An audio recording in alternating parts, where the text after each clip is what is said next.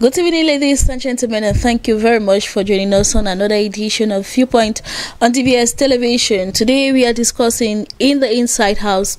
Just simply tell you that there are panels from the House journalists all to discuss about issues concerning school resumption, the paying of school fees, and this phenomenon of exams leakage, that is questions in relation to the one of baccalaureate this year. I'm talking about those that are with us in the House to discuss about this. We are having Subiru Madina.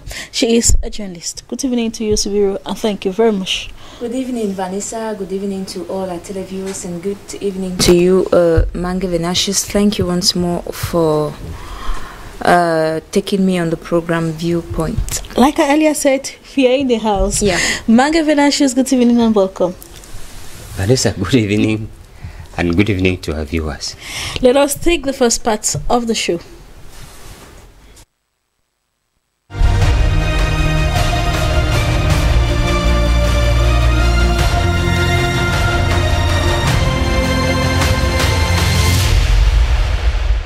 Once more, welcome back. Let us take our first question. With constant examination leakage in Cameroon, should board members be blamed? I begin with you, Subiru. Yeah, they should be. Board members should Mange Venatius? They should, Vanessa. They should. Question 2. Should parents still pay full fees for the next school year given the premature ending of this year? Subiru? No. No, Mange Venatius? Yes, they should, Vanessa. Yes, they should. And our last question, should Cameroon reopen its borders? Mange Venatius? No, Vanessa. Subiru, what do you think about that? Yes. They should reopen their borders. Let us take the second part of the show, that is the debate. Stay tuned.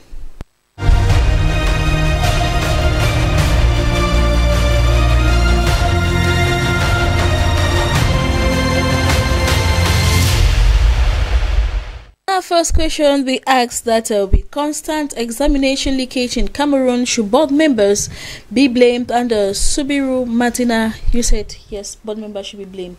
We know that it's a phenomenon, or it has become a phenomenon in Cameroon, where before exams you see some students already have the questions exactly the way it has been said during official examinations.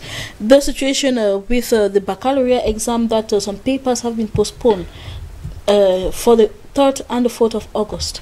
You think that board members should be blamed for this? Why the board members? Yeah, Vanessa, it's a situation that has been reoccurring for the past years, and this year it was all visible, not only by maybe the candidates writing, and even everybody noticed that, because it's the topic of the week.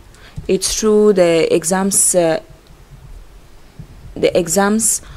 are going on now, and it's been a topic. Everyone is talking about it. The government have been silent about it for years, and this year everybody just had to say a word about it, because it's more than us. Imagine that you have a child that has been studying to go in for an exam, and boom, the following day you get that answers were released, or questions were released for a particular topic or subject. You as the parent, how will you feel? It's like throwing water on a duck's back, because you pay your child's school fees to go and study, not to go and cheat, because we call that cheating. How will you expect your child to close his or her ears and not to listen the leaked questions and answers? Everybody will be open to that.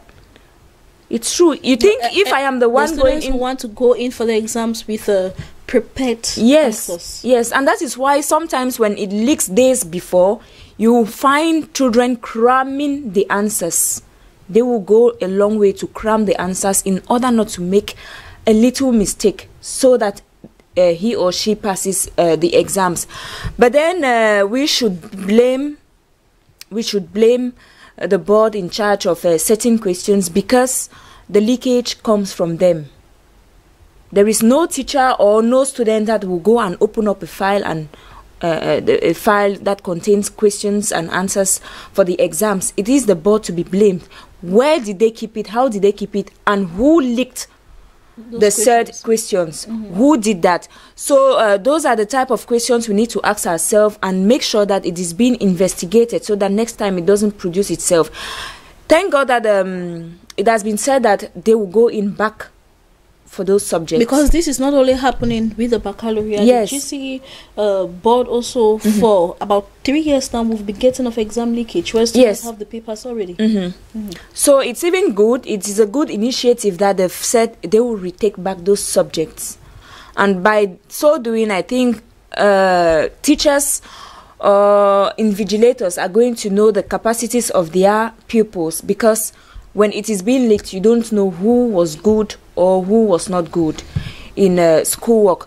But then if they go in back, now we are going to know the real results of each and every student that took part in that particular exam. So they should be blamed because it is their fault. They were paid and they took engagement to make sure that the questions do not leak, they are well secured and be opened only the day the exams are to be written. But unfortunately, it was leaked, like in French they say l'eau a coulé, for example, which is too bad in our country, for example. That is why they are always afraid of Cameroonians everywhere they go, though they don't know who they are. But once you say I'm a Cameroonian, they start suspecting you. They start suspecting you. Thank you very much for your viewpoint, Martina. Mange Venatius, you are supporting the fact that the board members should be blamed.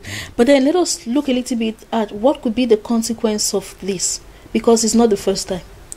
What could be the consequences? Vanessa, the consequences of such an action, can be, are far-reaching. Consequences are on the part of the board. The board suffers the consequences of such an action. The children suffer children and the parents, they suffer the consequences of such an action. The school suffers the consequence of such an action.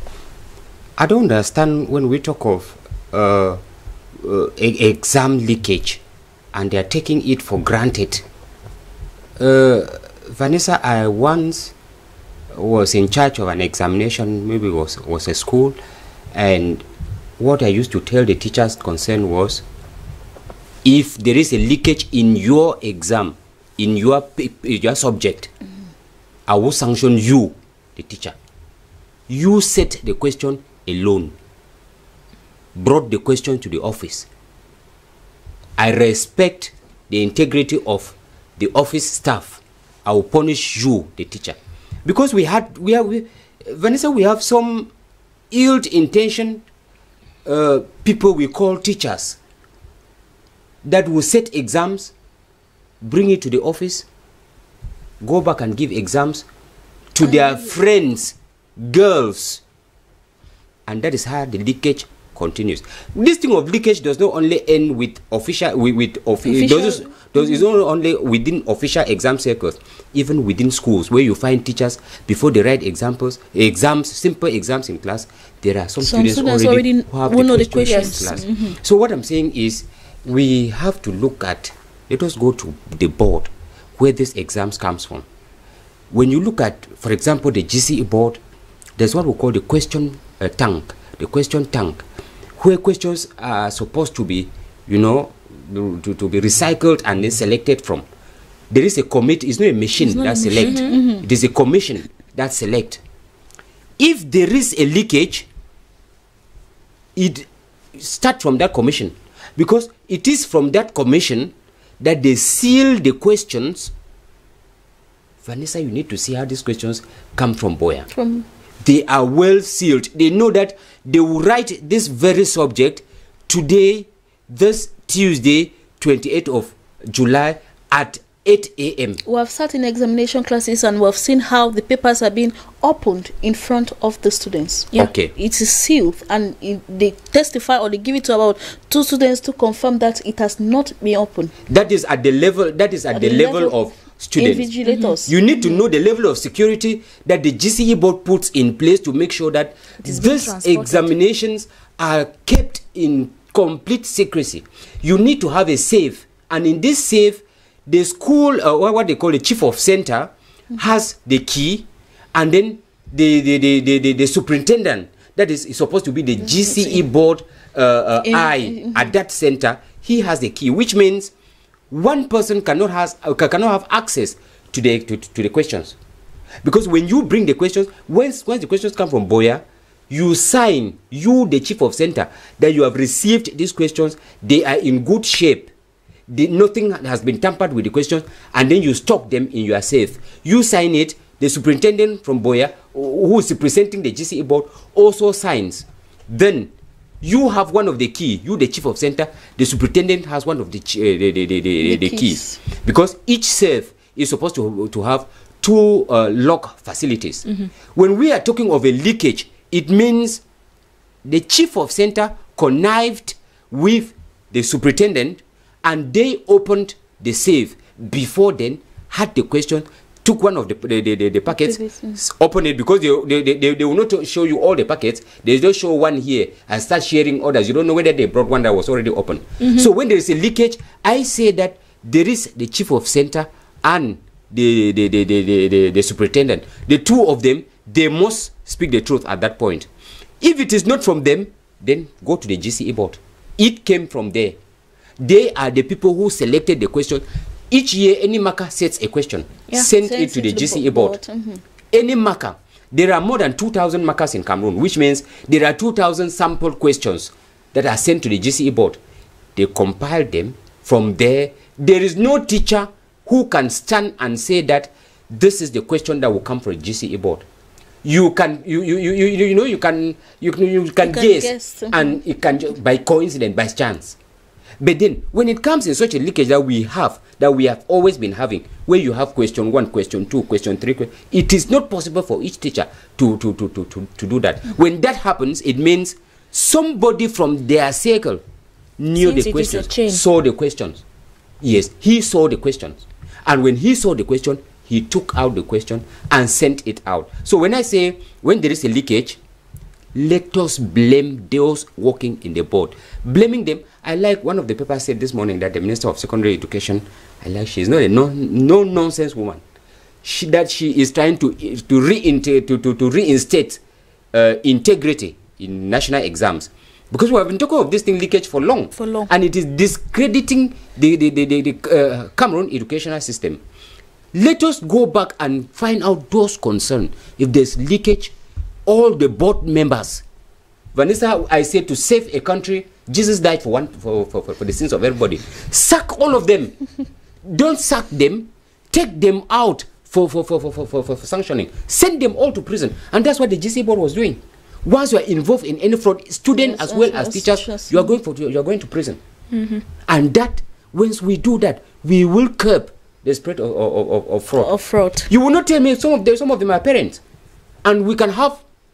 I'm not questioning their integrity, but there are some of them who can be tempted to give it to their parents, to their children, to their siblings, in the news conference, we're kind of debating. Some said some schools may want to have 100% in the exams, and so they pay for those questions. It is possible. Is it possible? It is possible that they can pay some of these board members, and they bring the questions and give it to their students. They revise overnight, come and write, and you hear of 100%. So I think that when there is a leakage as such, let us go back to the source of the questions. Where did these questions come from? 4 of you, if you don't speak the truth, we'll all sanction all of you and you all go to prison. They will speak the truth. They will speak the truth and we will have the truth. Like you rightly said, if the Minister of Secondary Education has taken stock of the case, then we are hoping for improvements in our next academic year official exams. Subiru Martina, in our second question, should parents still pay for full fees the next school year given the premature ending of this year, and you think that no parents should no longer pay their children's school fee for this academic year 2020-2021? Yeah, Vanessa, I said parents should be given that chance not to pay a full school fee for the next academic year because they've gone through a lot. It's true, we seated here are equally parents. We've gone through a lot this year. Imagine a parent paying the complete school fee of your child or children. We don't know how many children some of us have. Maybe let's take an example. You have 5 kids at home and you've paid all their school fees at the beginning of the year. Now we enter the second term, March. They say schools should stop because of the coronavirus pandemic.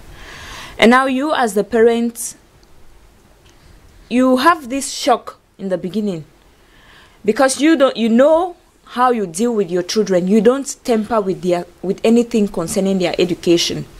You are shocked because they don't receive the complete education for that school year.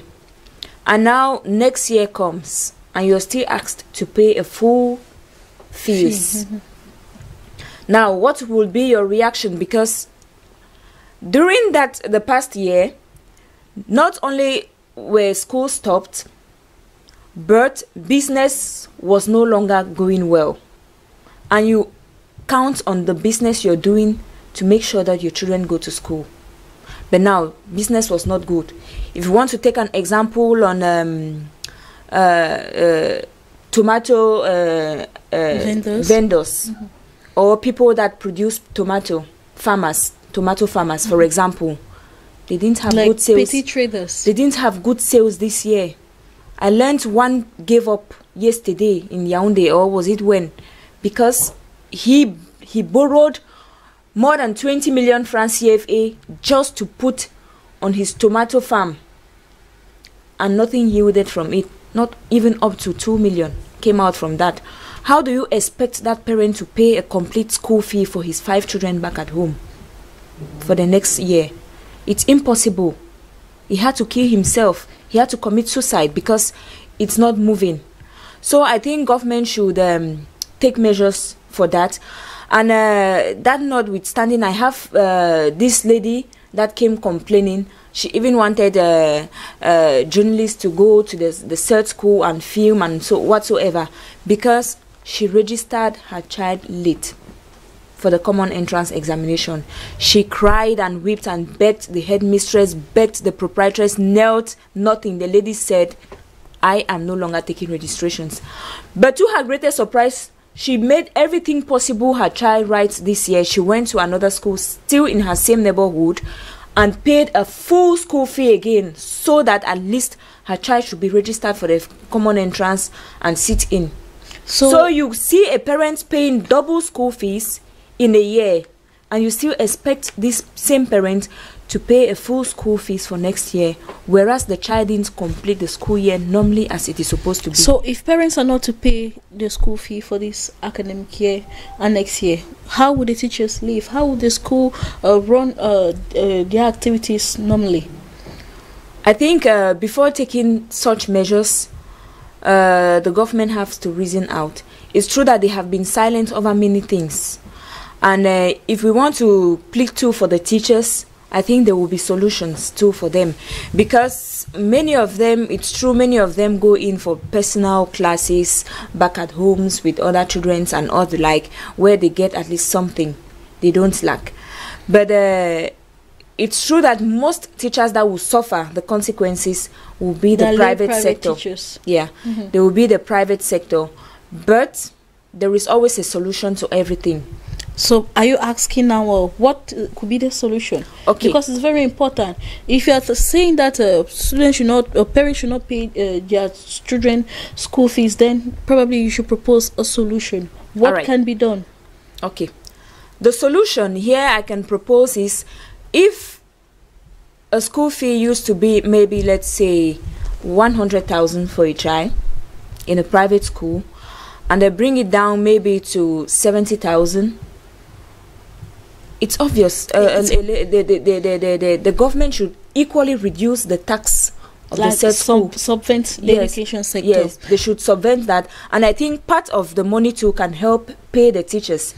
Anyway, thank you very much for your viewpoint, Subiru Madina. Let's know, as a reminder, we are talking about paying school fees in the context of the coronavirus pandemic and its challenges. Mange Venashus, you rather think that parents, it's an obligation, it is their duty to pay for the full academic year this year? Yes, Vanessa, they should pay the school fees. You know, the impact of this COVID-19 It's not only in the sector of businesses, selling of tomatoes and all the others. It's also in the sector of education, and I think that school proprietors they are also feeling the pinch of the pandemic. But notwithstanding, I would have said that they should pay and they should not pay, because they should not pay for those schools that abused this pandemic era, because we went on this abnormal break that was in March, and we were practically 3 months or so to the end of the academic year. There are, I want to call them, there are proprietors who took the advantage, because more than 90% of the school fees would have been collected at that period, but then they did not pay their teachers. What did they do with the money? In such a case, for such proprietors, I would have said that parents should not pay a full school fee this year, because they are instead taking advantage of it. They have exploited the parent. They have abused the teachers. These teachers, you don't know what some of them are going through. And you know how they suffer with the mega salaries they have. We're talking especially for those in the private sector. I would have said they should not pay full school fees this year. There are some countries that they have actually cancelled school fee. I'm talking of Kenya. Kenya has cancelled 2019-2020 school fees and said school begins in January, and school next year, parents should not pay fees because they paid fees the last academic. That's this academic year that is rounding out. So I think that teachers should, school proprietors should also understand that this is a crisis period, and in as much as it affected them, they should not extend it to teachers. They should have paid the teachers, because if this thing came in maybe say October, November, one would understand. But already March, they cannot complain as much. But then, given the fact that the school year has to go on, given the fact that we are looking, we want to be positive in our way of looking, thinking that from October next year when we reopened, coronavirus would have finished. I don't know whether God would have loved us much as that during that period.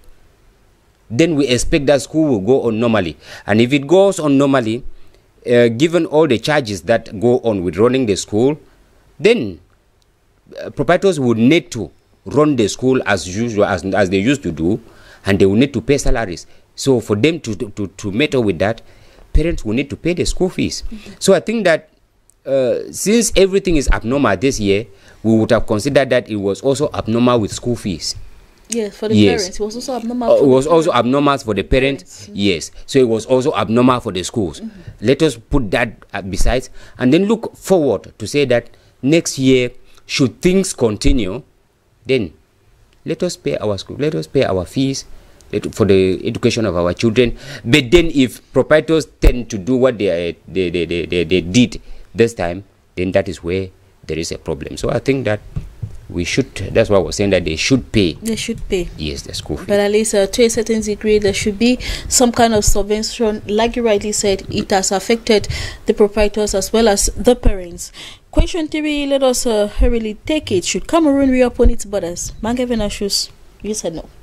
They shouldn't. They shouldn't. Yes. As of now, we shouldn't. Vanessa, I was reading an article in the United States where they were telling travelers or holiday makers that they are traveling at their risk, and the paper, that's the Times newspaper, indicated that there is a possibility of a second lockdown.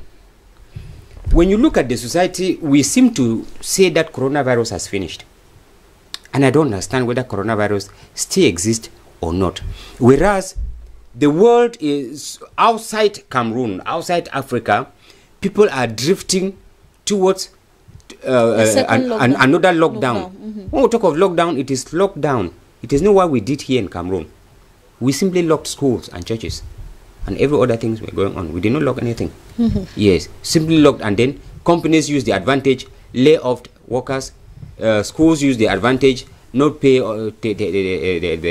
their staff. But I think that the other societies, other countries outside Africa, they are discussing possibilities of second lockdown because there is a second wave of contamination of this coronavirus because we have not succeeded in containing the spread of the pandemic. When you look at us in Cameroon here, we are not convinced that it exists. How many people still wear their face mask? I'm not hearing again of hand sanitizer. I'm not hearing again of regular washing of hands. In most entrances, you don't see it again. You see a bucket most of the times without water or maybe without any tablet of savon. So the question we are asking is, are we sure that there is coronavirus?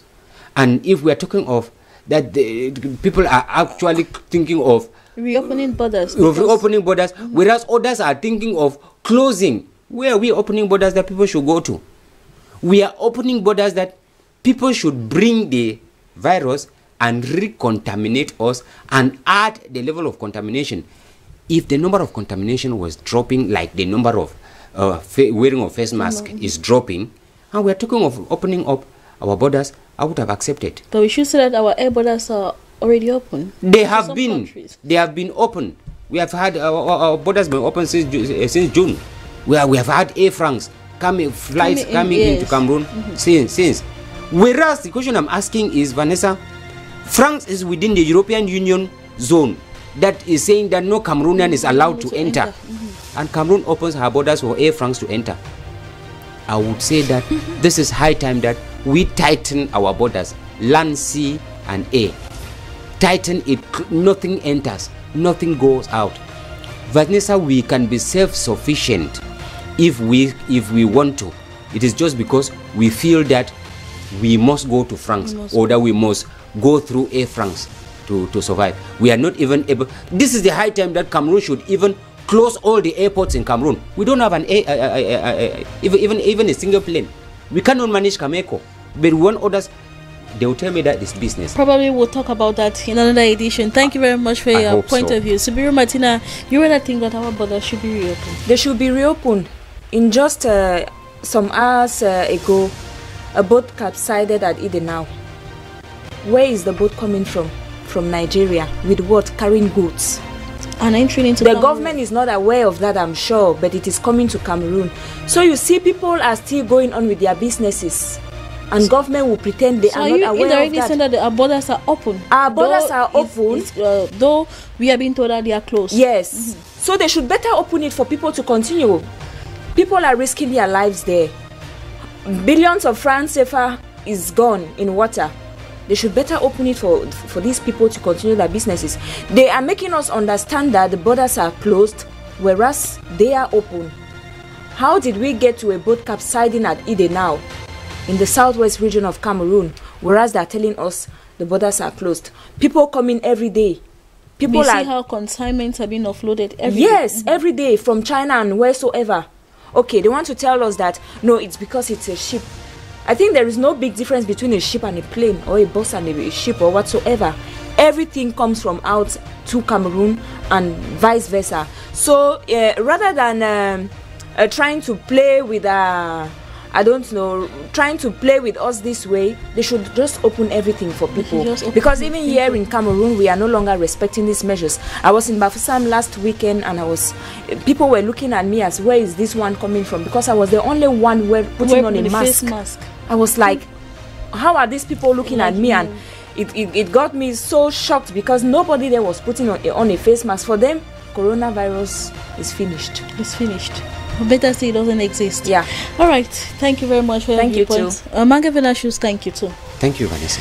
Ladies and gentlemen, thank you very much for your kind and keen attention. Stay tuned to DBS television programs continue. Hopefully, we'll be right back tomorrow, God willing. Good night.